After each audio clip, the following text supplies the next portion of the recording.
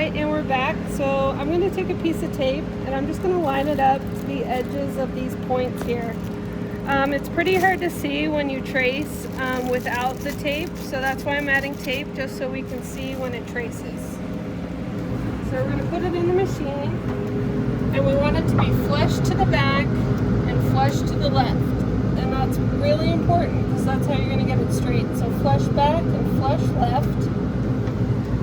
And with the top open here, we're not going to engrave, we're just going to trace. So we're going to turn on our laser and we're going to hit trace. And if you go over here, that is where it's going to engrave. So we are looking pretty centered and we're looking straight.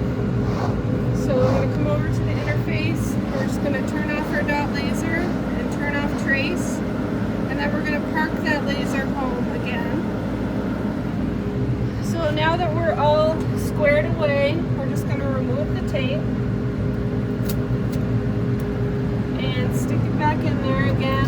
Flush to the back, flush to the left. Okay, I'm going to shut this. And now our file that we sent over is the top one. I'm going to double click, make sure our settings are right, which they